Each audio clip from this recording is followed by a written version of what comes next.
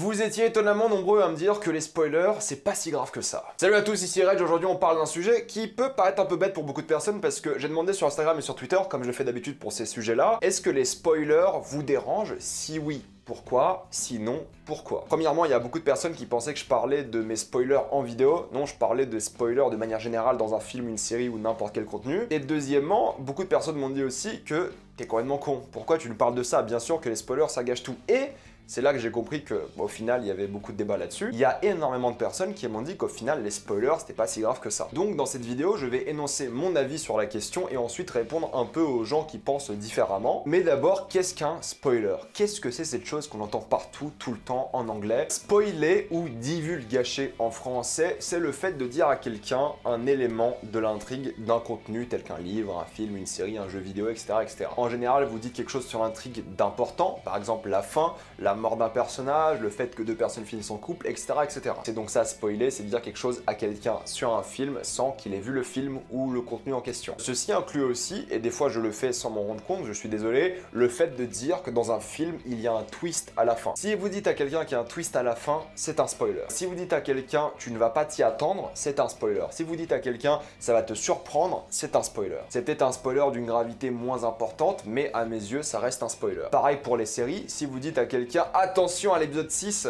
tu vas être vraiment sur le cul. En vrai, c'est un peu un spoiler au final. Du coup, si je regarde ma série et tu me dis à l'épisode 6, il y a un truc de fou, bah à l'épisode 6, je vais attendre un truc de fou. Pareil, si tu me dis que la fin d'un film est surprenante, à la fin, je vais m'attendre à une fin surprenante. Donc forcément, l'effet de surprise sera un peu gâché. Mais on va parler de ça maintenant en vous donnant déjà un avis global sur la question et ensuite en vous donnant des exemples de films en essayant de les spoiler le moins possible. Mais sachez que je comprends tout à fait les gens qui peuvent apprécier un contenu en connaissant la fin, en étant spoilé. Je comprends tout à fait. Ce n'est pas mon cas à moi, mais je comprends tout à fait toutes les personnes qui pensent comme ça. Alors pourquoi je n'aime pas être spoilé? Tout simplement parce que j'aime pas connaître la fin d'un film, d'une série, d'un jeu vidéo, d'un livre, parce que j'ai envie d'avoir l'effet de surprise. Même si le contenu en soi est extrêmement prévisible, j'ai envie d'avoir ce doute, j'ai envie de me poser des questions, j'ai envie d'avoir un supposé effet de surprise que le réalisateur peut-être a prévu, que les créateurs de la série se sont dit là on va le surprendre. Peut-être que ça va permettre d'apprécier différemment une œuvre. Si je connais déjà la fin d'un contenu, je suis un peu dégoûté en vrai, parce que pourquoi regarder la série au final? Pourquoi regarder le film? Alors oui, peut-être le film sera grandiose, j'en sais rien, mais si je sais déjà la fin, je serais un peu déçu au final, parce que j'ai pas envie de savoir où le film va me porter. C'est moins excitant, il y a moins de suspense, il y a moins de surprise émotionnelle. Si je sais qu'un personnage meurt à la fin, bah je sais qu'il va mourir, donc tout ce qu'il fait dans la série ou dans le film, c'est pour rien, parce qu'il va mourir. Enfin, c'est pour rien, c'est un peu une exagération. Mais si je sais déjà qu'un personnage va mourir, bah au final, je vais pas le voir de la même manière. Je vais pas m'attacher autant au personnage, peut-être parce qu'il va mourir. Donc peut-être émotionnellement, peut-être même au niveau du stress, au niveau du suspense, je vais voir le film ou l'œuvre différemment. Pareil pour une série, si je me tape 10 heures d'une série pour apprendre à l'épisode 1 qu'un personnage meurt, en vrai, je suis deg, parce que je voulais pas savoir ça, je voulais être surpris, je voulais vraiment avoir l'effet de surprise et être en mode choqué, sur le cul, en mode waouh, je m'y attendais pas. Imagine, on te spoil la fin de la première saison de Game of Thrones. En vrai, t'as un peu le seum, non? C'est tout con et je vais commencer avec cet exemple-là. Si on m'avait spoilé la fin de Game of Thrones, je vais pas vous dire ce que c'est, hein, de la première saison, mais beaucoup d'entre vous le savent déjà, j'aurais pas vu la série de la même manière. Au contraire, j'aurais vu la série très différemment et j'aurais jamais ce souvenir d'être sur le cul à la fin de cet épisode. C'est ça aussi de pas avoir de spoiler, c'est que du coup, les gros événements choquants, les événements surprenants, ça te laisse un souvenir mémorable. Un truc que t'oublies jamais, si tu prends un film comme Fight Club qui est basé beaucoup sur sa fin aussi, le film reste très bien même si tu connais la fin. J'ai deux versions en moi de Fight Club. J'ai une version premier visionnage où je ne savais rien sur le film, où j'ai découvert le film et j'étais vraiment étonné, j'étais vraiment surpris par la fin et ça reste l'un de mes souvenirs cinéma les plus incroyables de ma vie, c'est cette fin de Fight Club. Ensuite il y a une deuxième version de Fight Club, c'est tous les visionnages d'après, parce que vu que je connaissais la fin, j'ai pu en déduire des indices, analyser les scènes, mais c'est deux expériences différentes. Et l'argument principal des gens qui disent que les spoilers c'est pas grave, c'est souvent que ça permet d'analyser mieux les scènes. Mais le truc c'est que si tu ne connais pas la fin d'un film, tu vas le découvrir comme Fight Club et tu vas être étonné de la fin, et ensuite tu pourras analyser les scènes. Si dès le début tu connais la fin de Fight Club, le fait que moi j'ai deux versions du film en tête, une version surprise la première fois qui restera à jamais ici, et les visionnages d'après, toi si tu connais la fin, tu t'enlèves une version. Du coup Fight Club n'existera pour toi que en une seule version. La version où dès le début tu t'es posé des questions et t'as analysé. Je dis pas que c'est une version inférieure, je dis pas que c'est une mauvaise manière de voir un film, au contraire, je dis juste que d'après moi, c'est dommage de s'enlever l'une des deux versions. J'aurais adoré voir Star Wars épisode l'épisode 5 sans savoir la fin de Star Wars. Ça aurait été incroyable, mais au fait, j'ai jamais eu le droit à ça. On m'a toujours dit la fin de Star Wars 5, du coup, j'ai jamais eu le droit à ces deux versions-là. Et t'as tous ces gens-là qui te disent toujours, waouh, quand j'ai vu Star Wars 5 à l'époque au cinéma, j'étais mais sur le cul. Moi, j'ai jamais eu ça au final. Alors oui, c'est un film incroyable que j'adore, mais j'ai pas eu ce moment, je suis sur le cul.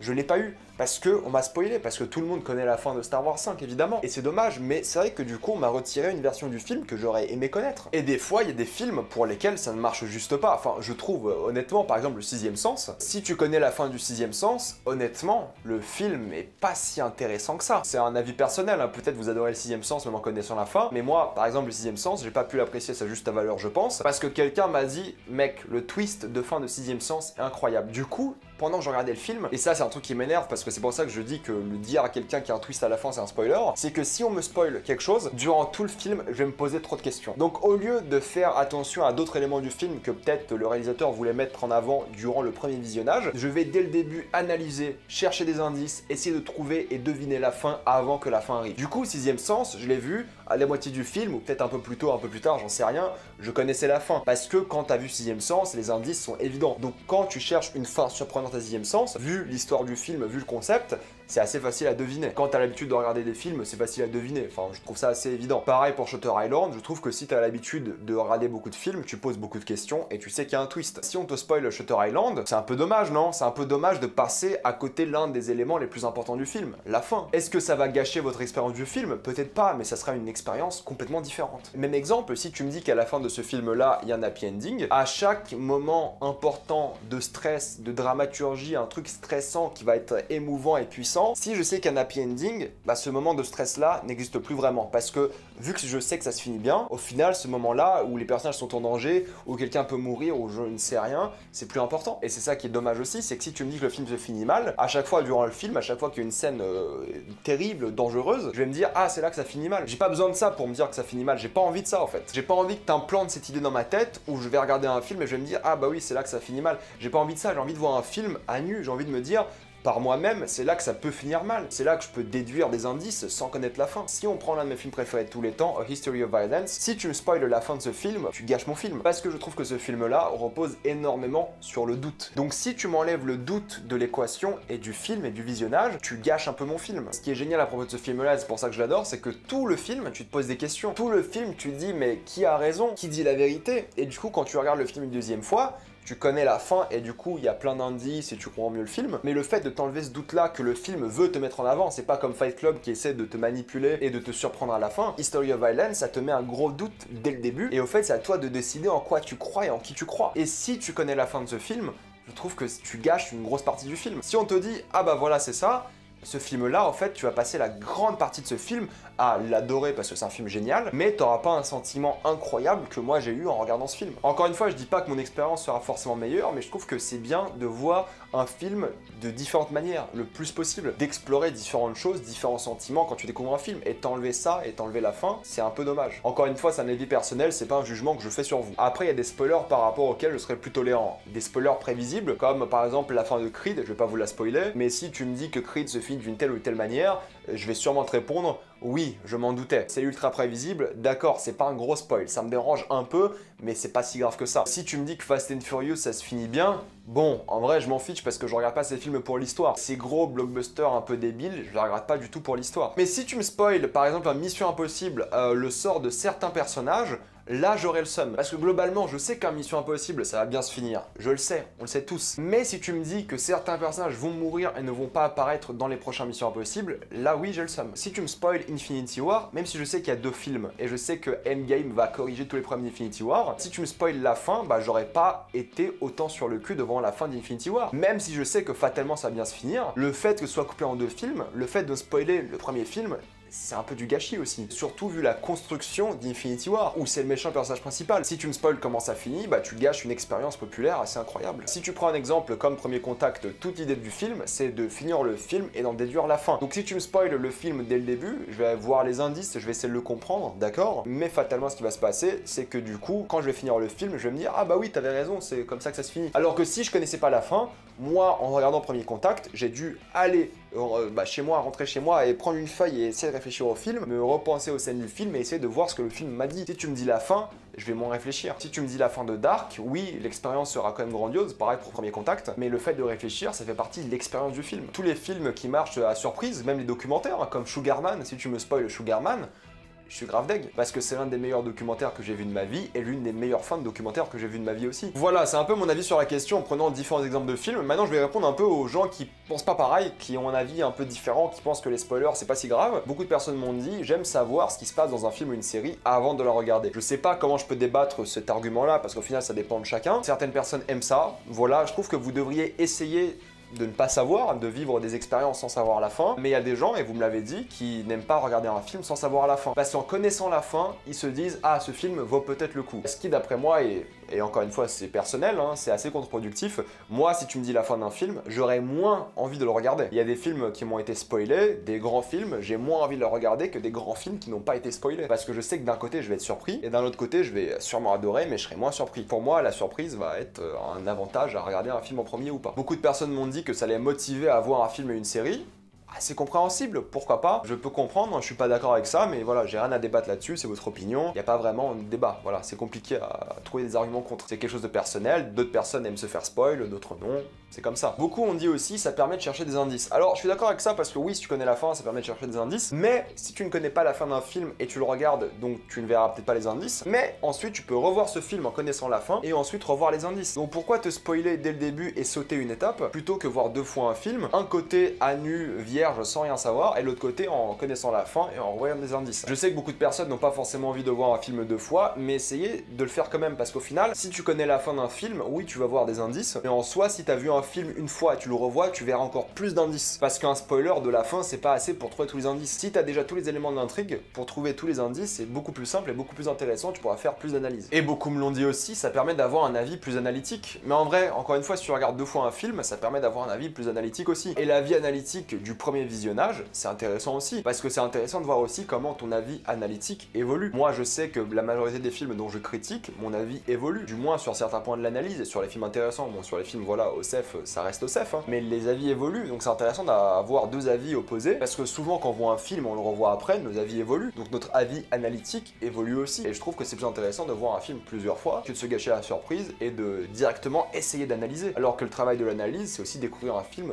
une première fois. Pour les films prévisibles, c'est ok. Encore une fois, c'est un argument que je comprends, c'est subjectif, il n'y a pas trop de débat à avoir, c'est l'avis de chacun et je le respecte. Je ne suis pas entièrement d'accord, mais je comprends tout à fait l'avis. Ce qui compte, c'est le voyage et pas la destination. C'est toujours un truc assez intéressant parce que, oui, au final, le voyage, c'est ce qui compte. Mais la destination est importante parce que tu fais ce voyage pour arriver quelque part. Mais au final, t'aimes te retrouver à un endroit que t'aimes. Et si cet endroit est surprenant parce que tu t'attendais peut-être pas à ça, ça te fait sortir de ta zone de confort et c'est ça que tu kiffes aussi. Moi, quand je voyage par exemple, pour vous donner une comparaison, je décide un peu de là où je vais aller, ligne directrice, je choisis un pays, et ensuite j'y vais au feeling, parce que c'est ça aussi, donc le voyage en soi, c'est de choisir où tu vas, mais j'ai pas de destination en tête. Donc j'y vais, voilà, comme j'ai envie d'y aller. Et c'est pour ça que j'aime voyager aussi, c'est que je sais pas vraiment où je vais aller au final. Et c'est ça qui est intéressant, c'est que du coup, bah, je combine le fait d'avoir une aventure, d'avoir un voyage, à une destination que je connais pas et qui me donne envie d'y aller ou pas. C'est pour ça que cette comparaison est bancale un peu, je l'aime pas vraiment, mais je comprends ce que vous voulez dire, je suis pas d'accord avec ça, mais je comprends. Plein de gens m'ont dit aussi que s'ils ne connaissent pas la fin, ils vont pas regarder le film. Et je peux rien dire là-dessus, je veux dire, c'est un avis, c'est comme ça, et puis voilà. Certains oublient aussi la fin. Alors moi j'ai un gros problème, c'est que si on me spoil un film, je m'en rappelle toute ma vie. Je fais un lien direct avec le spoiler et le film. Alors ça c'est horrible. J'ai vu des films, à 15 minutes dans le film, je me suis rappelé c'est quel film que je regardais parce qu'on me l'avait spoilé il y a longtemps, et je me suis rappelé du spoiler et ça a gâché mon film. Enfin, gâché c'est une exagération, mais juste il y a des gens qui oublient, alors moi je n'oublie pas. Peut-être je dis ça parce que j'ai oublié quelques films, mais majoritairement si on me spoil un truc, il reste là, hein. Et ça c'est problématique. Si le film est bien, ça ne change rien. Encore une fois, je vous ai dit dans cette vidéo que si le film est bien, oui, l'expérience sera bien quand même, mais avoir deux versions du film, l'une avec la surprise et l'autre sans, c'est intéressant aussi. Donc oui, l'expérience sera géniale, mais l'expérience sera avant tout différente. Si tu regardes pour l'histoire, oui. Encore une fois, c'est à définir ce qu'est des films que tu regardes pour l'histoire ou non, mais je pense que moins de spoilers dans tous les cas serait quand même plus intéressant en tant que visionnage. Les spoilers peu importants ne vous dérangent pas. Encore une fois, il faut définir ce qui est peu important. Moi, tout spoiler me dérange un minimum, sauf ceux que j'ai cités dans cette vidéo. Mais il y a des gens qui peuvent avoir des spoilers sur des sujets et ça les dérange pas, je comprends, mais la fin les dérange. Moi, j'aime ne rien savoir en général, mais je peux comprendre qu'un petit spoiler, un petit élément de l'intrigue ne peut pas gâcher votre expérience. Moi, des fois, quand je regarde des séries, il y a quelqu'un qui me spoil un petit truc, bon, ça va pas gâcher mon expérience, ça va faire un tout petit peu chier, mais c'est pas si grave que ça. Je comprends et je suis d'accord avec ce point beaucoup plus que les autres, par exemple. On est impatient. Oui, il y a des gens qui sont impatients, ils ont envie de connaître la fin. Compréhensible, c'est chacun sa vie, chacun fait comme il veut. Mais un argument que j'ai beaucoup aimé, c'est qu'on ne peut pas spoiler la mise en scène. On ne peut pas spoiler les émotions. Ça, c'est un excellent argument, je trouve. On ne peut pas spoiler une mise en scène, il faut la voir. On ne peut pas spoiler un jeu d'acteur, on ne peut pas spoiler une musique, sauf si on la diffuse, évidemment, mais dans le contexte, c'est différent. Mais est-ce qu'on peut spoiler une émotion? Eh bien, je dirais que oui. Si je sais avant tout qu'un personnage va mourir, je pense que j'aurai moins d'émotion par rapport à la mort de ce personnage. C'est pas le cas dans tous les films, hein, bien sûr. Si on me spoil des films comme la liste de Schindler, je sais un peu comment la liste de Schindler ça va finir. Voilà, j'ai des doutes. Là, l'émotion fonctionne, mais pour moi, l'émotion dans la liste de Schindler n'était pas forcément dans les choses que je connaissais, mais plutôt dans la fin que je n'ai pas vu venir, ou du moins la fin qui m'a quand même surpris d'une certaine manière. Donc si on m'aurait spoilé la fin, du moins la scène de fin de Schindler's List, je l'aurais moins bien vécu, parce que j'aurais déjà pensé et anticipé la chose, et j'aurais ressenti moins d'émotion. Mais c'est vrai que ça peut quand même marcher. J'ai déjà été ému de scènes ou de moments qui m'ont été spoilés. Mais je pense que j'aurais été plus ému si je ne savais pas. Voilà, c'est ce que j'avais envie de dire sur les spoilers. Dites-moi dans les commentaires si vous pensez que les spoilers gâchent tout ou pas du tout, que ce soit dans un film, un livre, une série, un jeu vidéo, peu importe. Dites-moi si un spoiler peut tout gâcher ou pas pour vous. Comme d'habitude, pensez à vous abonner à la chaîne pour plus de vidéos. Mettez un j'aime et partagez cette vidéo, ça aide beaucoup la chaîne. Si vous aimez la chaîne, pensez à soutenir gratuitement grâce au lien Utip en faisant un don ou en regardant une publicité, ça me fait un peu d'argent. Suivez-moi sur Instagram pour des critiques exclusives, suivez-moi sur Twitter pour toutes les news et salut à tous.